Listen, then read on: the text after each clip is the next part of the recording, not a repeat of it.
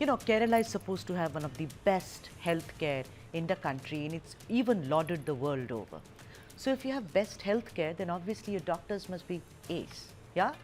For years, Kerala celebrated its young medical prodigies, the NEET, the NEET rank holders, the ones who spent sleepless nights chasing a career built on service, sacrifice, and of course prestige.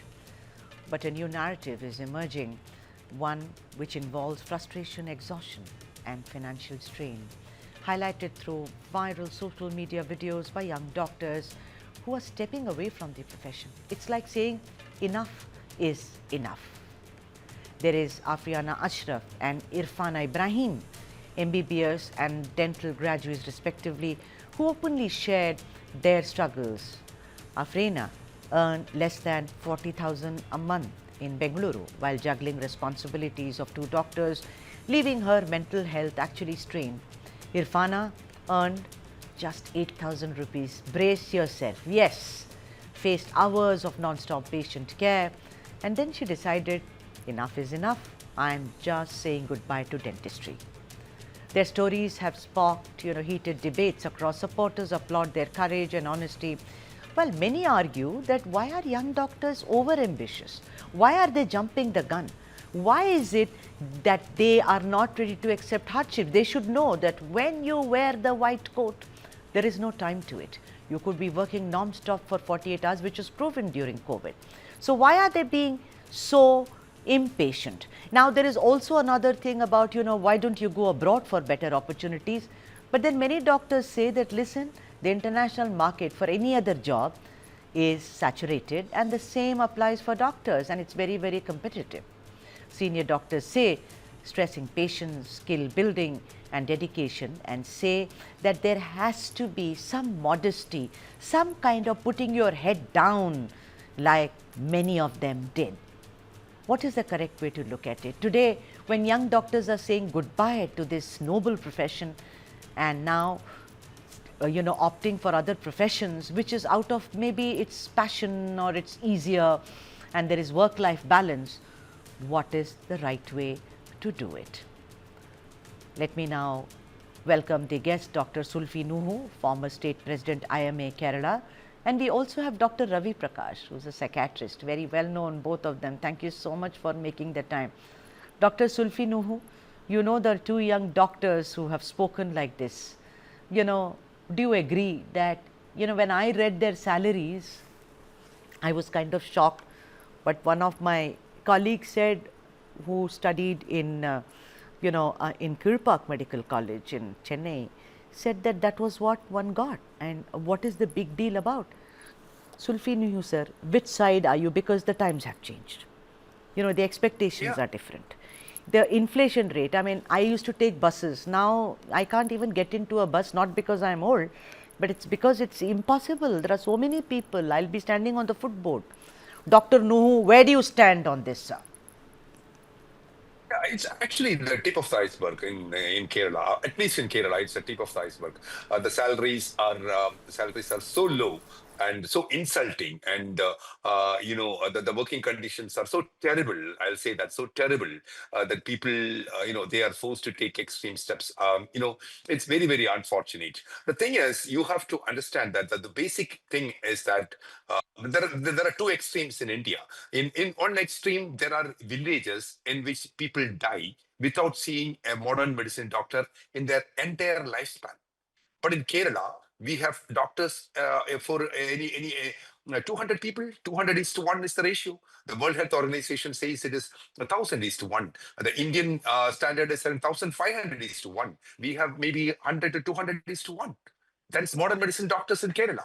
So it's practically very, very difficult to get a job just after MBBS, or maybe even after post graduation. Your the opportunity for a job, even a decent job, is very, very, very, very less. And the problem is, But the sorry, workload. Dr. Nuhu, I have been to AIMS several times and Safdarjung, two big government hospitals in New Delhi. There is OPD, one doctor at least sees 300 patients every day. And I'm also talking about pediatric oncology, where there are babies who are suffering from cancer. They say, but this is the way it is. Accept it or walk. What do? That is the situation. I know what you say, WHO standards, but this is what, and you know what people say, go to an AIMS doctor. He sees so many patients, he's an expert. Private doctor will never do this. Do you think it holds true? What is this martyrdom which is associated with government doctors? Are they the only ones who should suffer? Yeah, thing is, we say that, again, I'll quote the World Health Organization. WHO says you need to give at least 15 to 20 minutes for a new patient. In a government sector, you can give just maybe 5 seconds, 15 seconds, 30 seconds. So that's injustice to the patient. So, it's not a credit that we are seeing 300 patients in a minute. Even I am working in a government sector and I see more than 250 patients in a 5 hour, 6 hour OPD. So that's actually it's unfortunate and it's injustice to the people. You need to give more time for a patient. So what we do is, and many doctors do, is they screen the patient and they screen and take out the patient who needs more care and more time, and they give more care to that patient alone. So that is what is happening. There is a gross disparity in the number of doctors in different parts of India.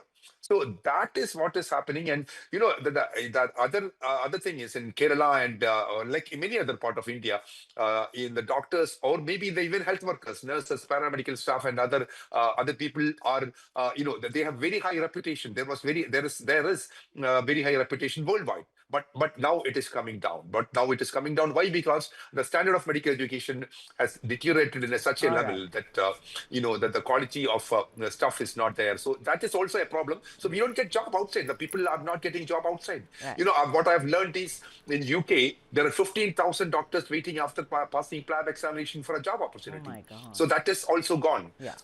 Yeah. Dr. Ravi Prakash, what makes a doctor who sits through NEET, and we've known stories about NEET, I've done a lot of stories about NEET, which is really tough, to say bye-bye medicine, I'm going to take up some other profession. What is that push factor and what is the pull factor? Is it only disappointment? Is it low money? Is it lack of self-worth? Is it low self-esteem? What is it, Dr. Ravi Prakash? Yeah, actually, this is a very concerning data coming from Kerala. I did not know so much. I had a hint that Kerala doctors are stressed and taxed, but this is something very concerning, not only for the doctors, but to the society as a whole. As you were asking, what prompts a doctor to leave the profession? Actually, to understand that, we have to understand stress. Usually, people think of stress as a word, as a little exaggerated form of what they are experiencing in frustration or pain. But to understand really what a doctor's stress is, how it is so, horrifyingly more magnified in status that people, they perish many a times. And in addition to this, I would like to add one more data that the suicide rates are increasing, alarmingly increasing in medical students, even in doctors, and this is all a part of the same spectrum, improper stress tolerance. And as sir was saying that the demand and supply ratio in Kerala, it is skewed in such a way that doctors are not getting jobs. But I would say that that is just one part of the stress issue that doctors face. To really understand, one has to be in the shoes of a doctor. Like, we think about how stressed army people are, how stressed firefighters are, how stressed police people are. It is just an imagination. We can only imagine. But once you come to the position of a doctor, then you realize that all the three factors which define stress, lack of predictability, taxing of your resources, and lack of control. All these three factors are continuously there in the doctor's life. There's a lack of predictability. We do not know what is going to happen next. And this is continuous, this is 24 bar 7, especially for the clinicians I'm talking about. Then there is a lack of resources that the doctors have, which Yeah, can that's be what I given. wanted to, I mean, yeah. it is taxed. Yeah, I'm so sorry Yeah, yeah, to interject, Dr. Ravi, but I wanted to yeah. ask Dr. Nuhu. Dr. Nuhu, you said the situation is very bad in Kerala. Now, you and I also did a discussion a couple of weeks ago about the strike by government doctors, and how they said that entry level you have to increase, etc., etc. Now, when you say it's particularly bad in Kerala, can you make a comparison with, let's say, a neighboring state like Tamil Nadu or Karnataka, sir? Because It is very clear. I have heard this with my own ears, where they say, oh, you don't want to be a government doctor, go join the private sector. No, who's stopping you? You do 4 hours there, in the evening you open your own clinic in the house, earn double the income. But if you are a government doctor, you are committed. So, just explain this, how bad is the situation in Kerala when compared to neighbouring states, Dr. Nuhu? Yeah, actually, it's one of the worst countries, maybe worst states in India.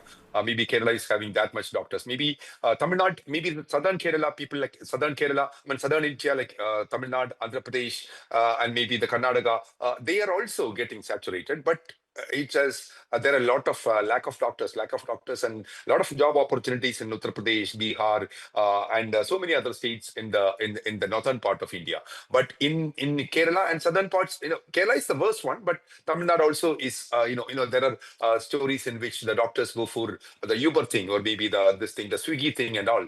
So that is what is happening in Tamil Nadu even. So in Tamil Nadu also, it's the same thing happening. The basic problem is the government must have, they must have a vision regarding the number of doctors you want.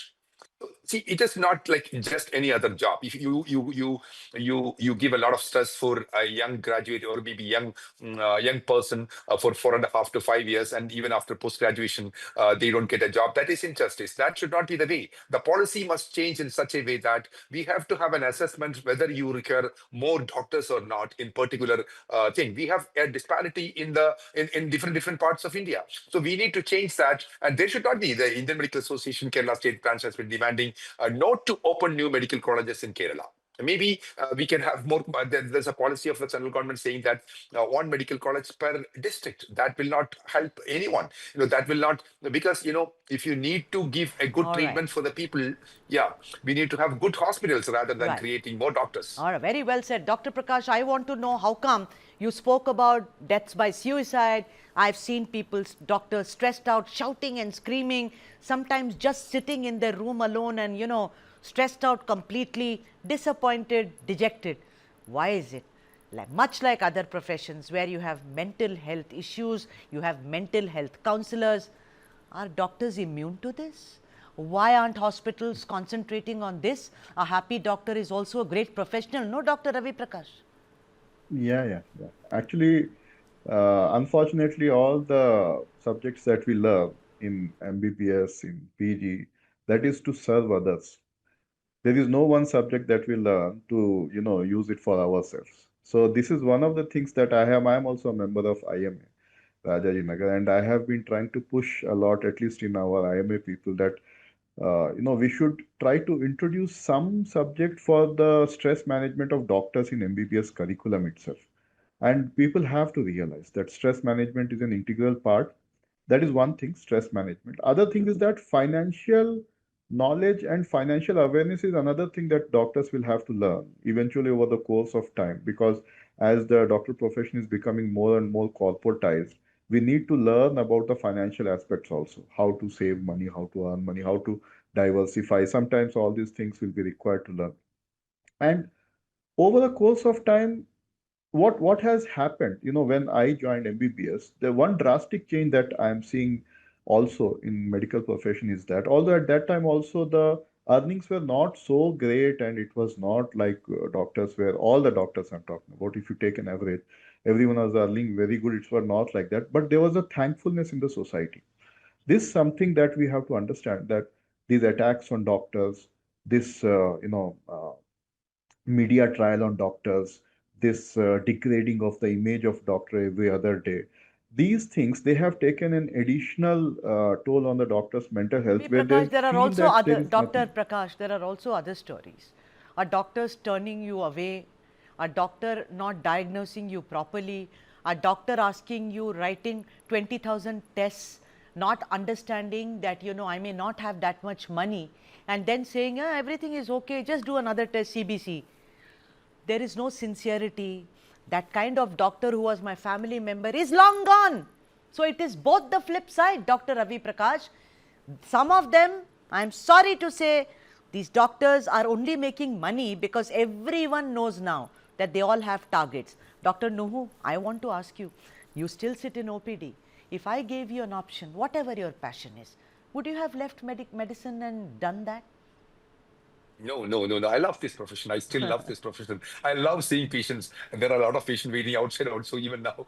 And I will never, even maybe I'll say to my students, I'll say that when in the maybe if I have a next birth, my first choice will be to become a doctor. Definitely, I would like to become an ENT surgeon itself.